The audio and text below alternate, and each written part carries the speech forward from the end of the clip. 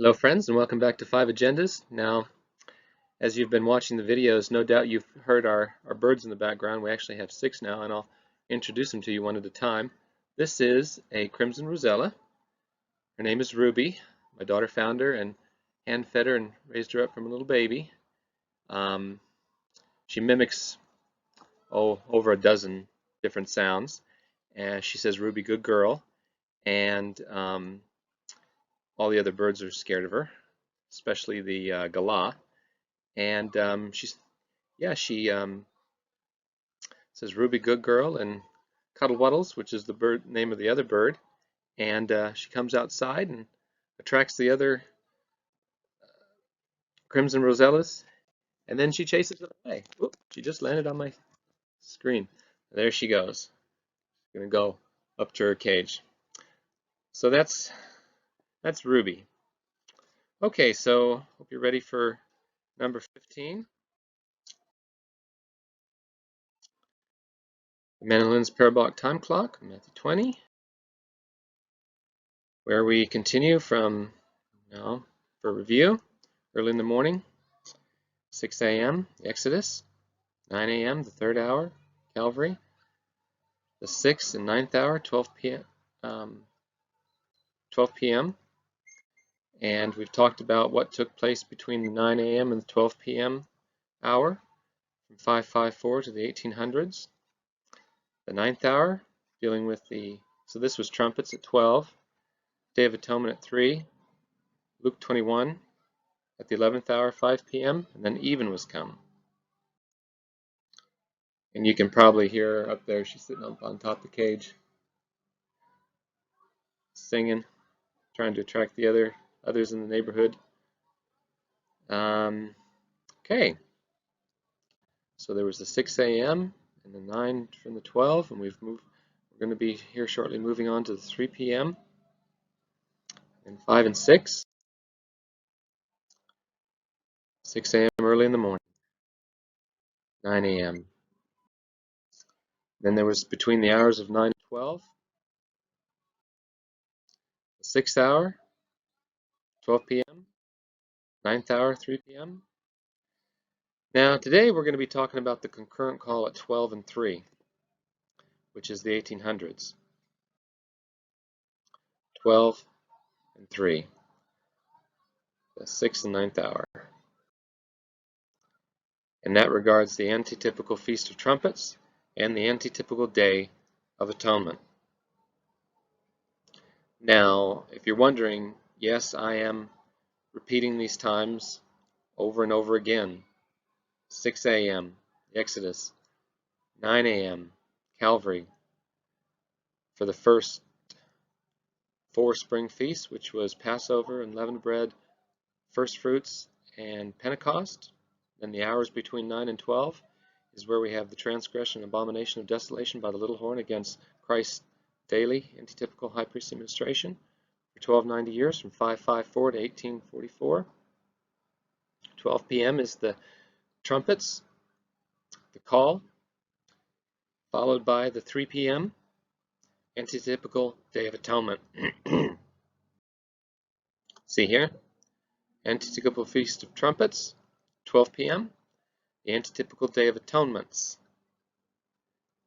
I know I have their singular, but in the Hebrew it's atonements because there was more than one atonement on the type.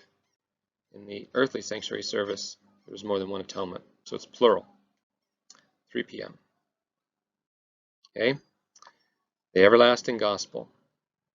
So we're talking about the 6th hour, trumpets, 12, Day of Atonement, the 9th hour, at 3 p.m. because these were spring feasts and they were filled at the 9 a.m. hour on the parabolic time clock in 31 AD. In the literal time, it was 3 p.m. This is where we are in time right here. And when this is done, this is the kingdom of God, Feast of Tabernacles, and that's when that's going to be fulfilled. Okay, so what we will find is that from the noon, 12 to 3 and 5, is the antitypical Day of Atonement. What does that mean? See, from the noon, 12, all the way to the 3, and then all the way continue on up to the 5 p.m. That's the time frame for the antitypical Day of Atonement. That regards the end of the 2300 and 1290 in 1844, wherein Christ began his antitypical yearly ministration, connected with, and they both go hand in hand in tandem, ministering since 1844, whereas the daily began post-Calvary, post-31 AD. He was inaugurated as our great high priest, remember? That's where the daily began, went untrampled for that, 500 and something years? Yeah, 523 years, until 554, where the transgression and abomination and this the setting up of that started in 554 with Justinian's royal pragmatic sanction, priest and king combined, Justinian and the papacy, the little horn, trampled the truth to the ground. 1290 years, until when, concerning the daily and the transgression against it, went until when? Unto 2,300 days, 1844. Two divine chronologies prove Daniel 8:14. We don't have just one anymore, we have two. Two witnesses, two divine chronologies. Okay? So here you have from 12 to 3 to the 5 p.m. hours, the antitypical Day of Atonement. 12 to 3 to 5, all the way around that clock, from 12 to 5. Okay? And these are just visual helps. So at 12 p.m. in God's parabolic time clock, God used William Miller, who was a Baptist preacher, and gave him the understanding of the chronology of Daniel 8:14. The 2300 evenings and mornings, Ereb Boker, which in essence is a chronology which is linked with the chronological prophecy of the 70 weeks of Daniel in Daniel 9:24 to 27. What does that mean? There was the 2300 years.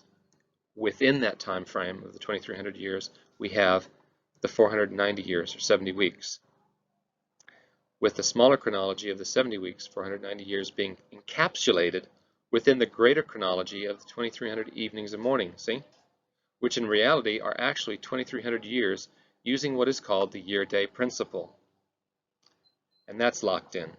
And there's your text for the Bible proof that God gave to translate this from days to years. Okay?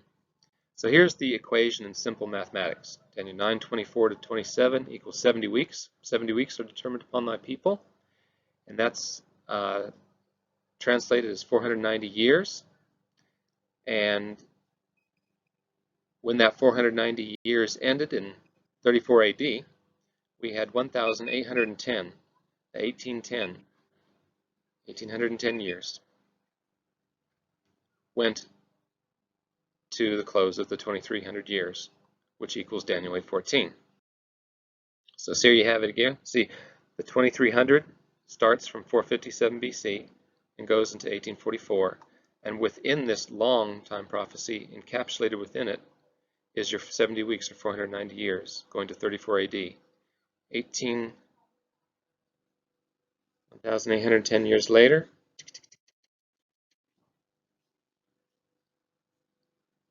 to the close of the 2300. Here's your 554 from the time. It was to be 1290 years, because the 1290 years concern the daily, and the man in linen said concerning it, it was to terminate here, counting back, reaches here, not somewhere back in here with 508, 538. Okay? So here's a little chart that will further help. From 457, we have the 23 years, and here within that, we have the 490 years to 34 AD when Stephen was stoned. And here's all your texts. See, he said unto me, unto 2,300 days, then shall the sanctuary be cleansed. Here's the simple equation again. Simple mathematics from Daniel 9:24 to 27. 70 weeks equals 490 years plus 1,810 brings you to the close of 2300 in 1844, January 14. See? Right there. 2300. Here's your 490. And even within that is your 554, 1260, and your 1290 going up until this point. See here's your moray, the word for vision, one of the words for vision in Daniel, moray, okay? But your kazon concerned the daily, which was from 554 to 1844. The vision concerning the daily, okay? By way of this method of chronological mathematics, God would unite the perfect sacrifice of Passover, 31 AD, at the 9 a.m. on the parabolic time clock, the first angel of the sanctuary, with the perfect high priestly ministration of the order of Melchizedek, as seen in Hebrews 7:26. I'll actually start from 25. Wherefore he is able also to save them to the uttermost that come unto God by him, seeing he ever liveth to make intercession for them. For such an high priest became us, who is holy, harmless, undefiled, separate from sinners, and made higher than the heavens, who needeth not daily, as those high priests, to offer up sacrifice, first for his own sins, and then for the people's. For this he did once, when he offered up himself. For the law maketh men high priests, which have infirmity, but the word of the oath, your second immutable thing. Psalms 110:4, thou art a priest forever after the order of Melchizedek, for the necessary cleansing. Hebrews 9:23, second immutable. But the word of the oath, which was since the law, maketh the Son, who is consecrated for evermore. In relation to the antitypical Day of Atonement, which is, as an illustration, was the 6th annual feast, Day of Atonements, in the Hebrew calendar, as well as the third agenda of the sanctuary. See, the first agenda, remember, was individual forgiveness. The second agenda, corporate repentance and forgiveness. The third agenda was the reconciliation of the heavens, antitypically. In the type, it was the cleansing of the most holy place. And then the fourth agenda was corporate cleansing in the first apartment, or tabernacle of the congregation, or holy place. And then the fifth agenda was for individual cleansing out in the court at the altar burnt offerings representing the cross. Okay? So the Day of Atonements, or the Day of Judgment, and it was considered a day of judgment in ancient Israel. And see, this is why John 5:24, verily, verily, I say unto you, he that heareth my word, and believeth on him that sent me, hath everlasting life, and shall not come into judgment, but is passed from death unto life. Condemnation. The word there is translated also as judgment. So we've covered this in a prior thought paper, the investigative judgment, the IJ, and a pre-Advent judgment of cleansing. And in ancient Israel, the Day of Atonement was a day of judgment. So yes, we are in a day of judgment, a day of atonements. Jesus said, if you hear his word and believe, you don't come into judgment. Not in the sense of like what we've previously understood and taught as the investigative judgment. Saints do not face investigative judgment. The saints face a pre-Advent judgment of cleansing, and that's what this Day of Atonements in the type is all about. It's the wicked who face the IJ, investigative judgment.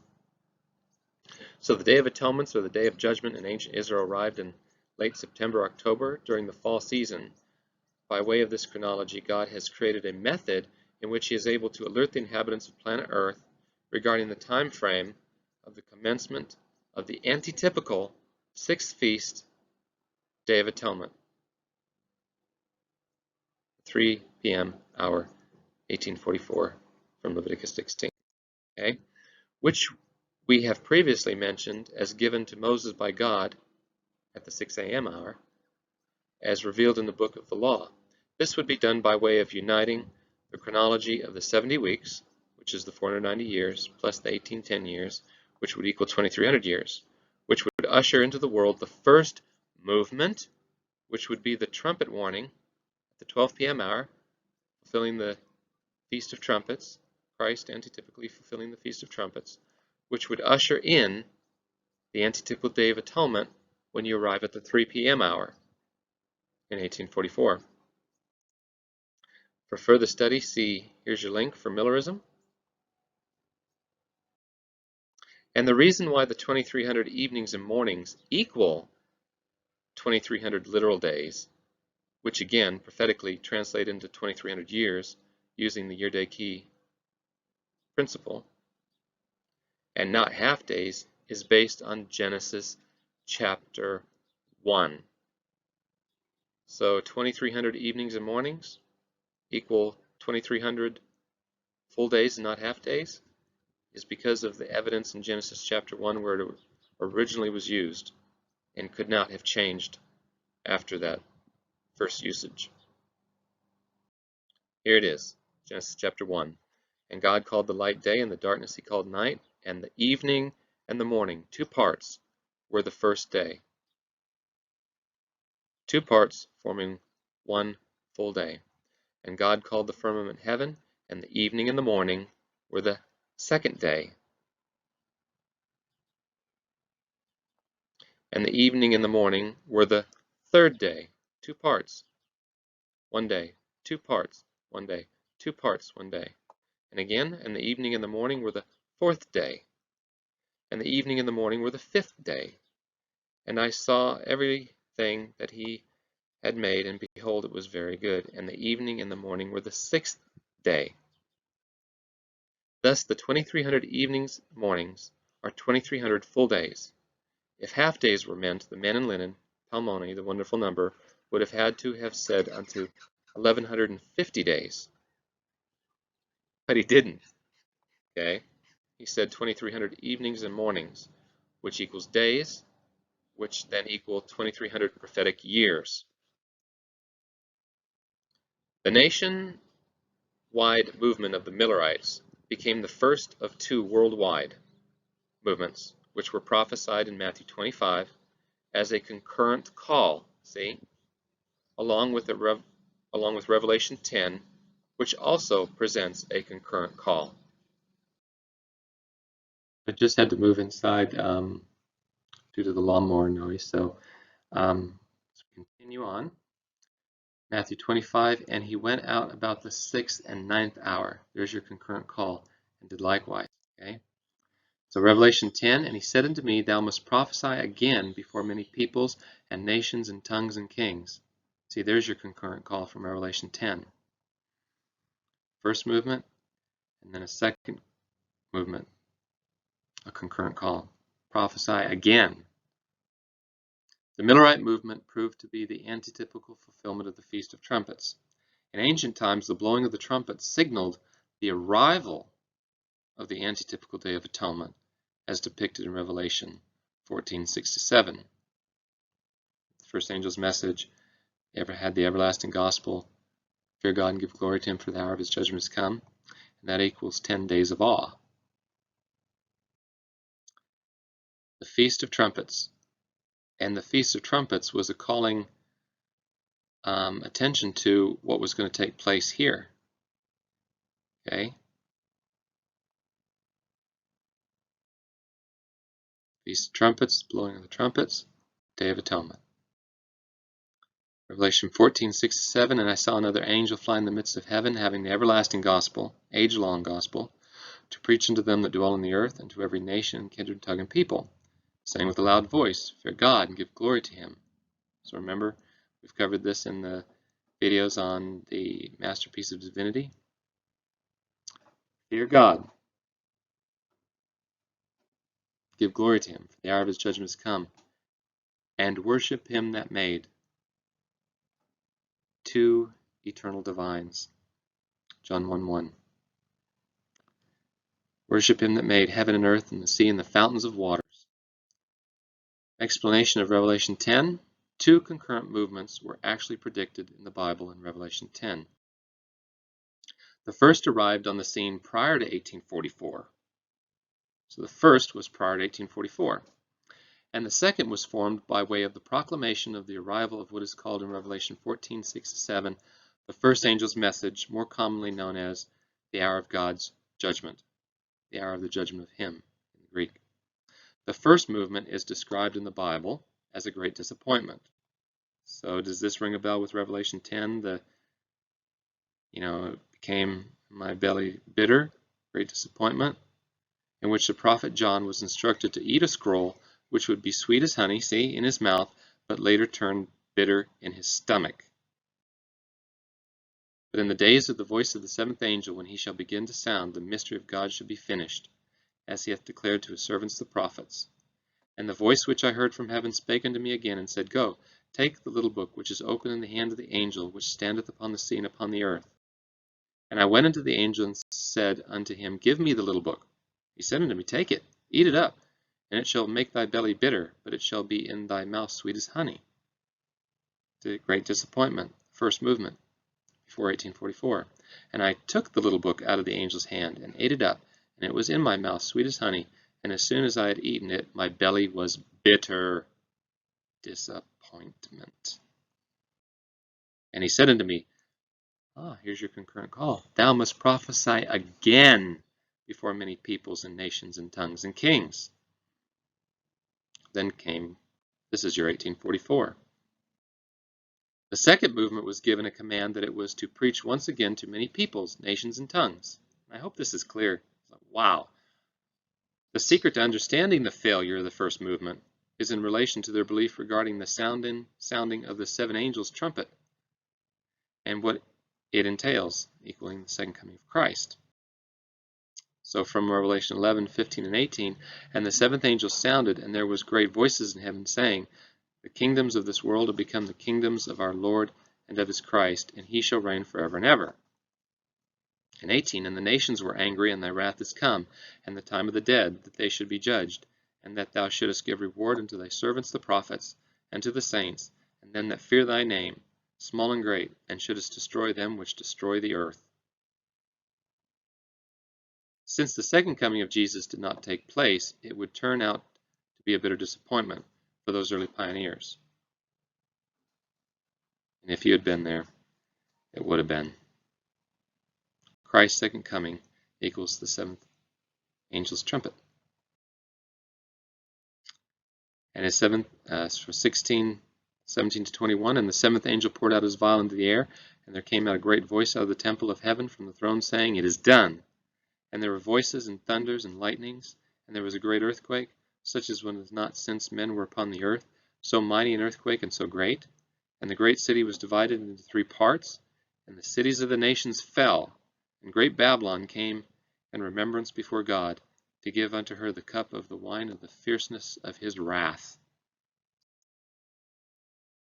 And every island fled away, and the mountains were not found.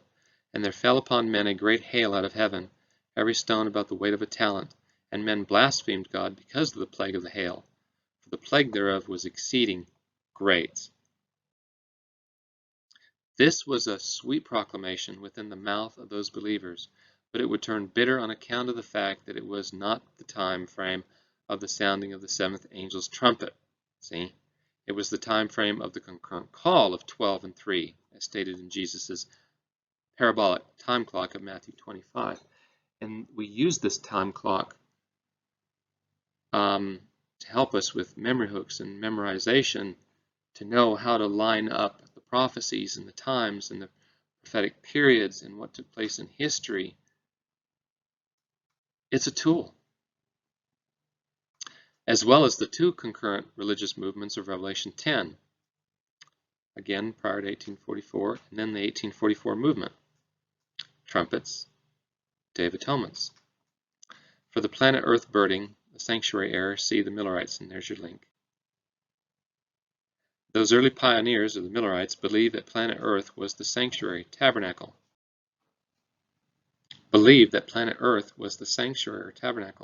Which was going to be consumed by fire at Jesus' second coming, and it turned out to be a great disappointment.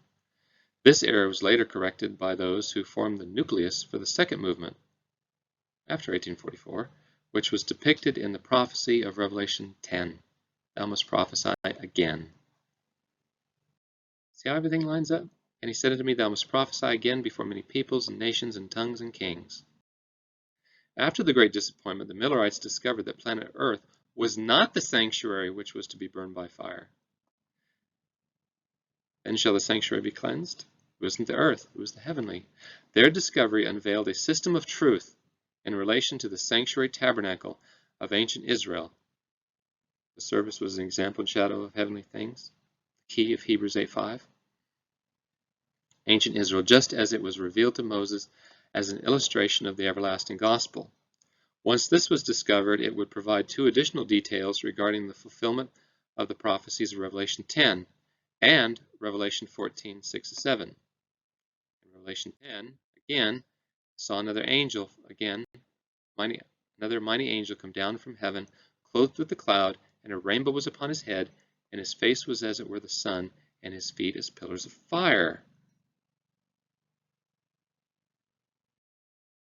An angel coming down from heaven always presents a very important message to the inhabitants of planet Earth. The only explanation regarding this prophecy is that this angel or message represents the covenant in the form of a promise as presented by God after the flood that the earth would not be destroyed by water ever again. Revelation 10:2, and he had in his right hand a little book open, and he set his right foot upon the earth. So notice he puts his right foot upon the earth. The sea. His right foot upon the sea, and his left foot on the earth. Both verses imply that this angel is a message of great importance, which relates to the covenant and is to be given on land and sea. Right foot on the sea, left foot on land. In other words, it would expand into a missionary movement which would go across the ocean. It did. So we've come a long way. I hope these are proving helpful, because in our next video we're going to talk more of the 9th hour, the 3 p.m. And that will be in part 16. So God bless.